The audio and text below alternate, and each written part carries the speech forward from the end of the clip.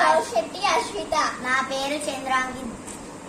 ఈరోజు మేము ఏం చెప్పబోతున్నామంటే భగవద్గీత శ్లోకంలోని 12వ అధ్యాయం చెప్పబోతున్నాం. ఓం నమో భగవతే వాసుదేవాయ. ఓం శ్రీకృష్ణ పరమాత్మనే నమః.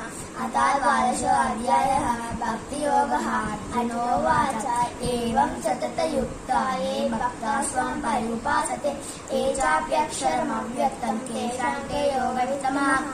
శ్రీ భగవానువాచ మయ్యావేశ మనోవేమం నిత్యయుక్త ఉపాసతే శ్రద్ధయా పరయోపేత తే మే యుక్తతమమతాః. ఏకక్షరమనిర్దేశం అవ్యక్తం పర్యుపాసతే సర్వత్ర గమతించం చ కూటస్థమచలం ధ్రువం. సంనియమేంద్రియగ్రామం సర్వత్ర సమబుద్ధయః తే ప్రాప్నువంతి మామేవ సర్వభూత హితే రతః. క్లేశో అధికతరస్తేష అవ్యక్త సత్యచేతసాం అవ్యక్తాయి గతిర్దుఃఖం దేహవద్భిరవాప్యతే.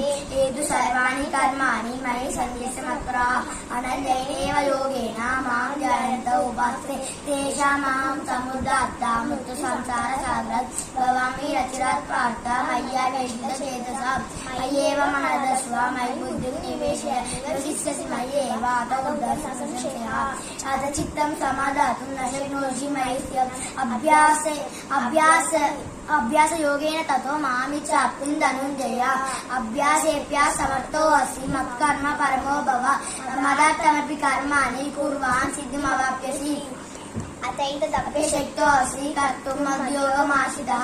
సర్వకర్మ ఫలత్యాగః త్యాగశాంతిరనంతరం.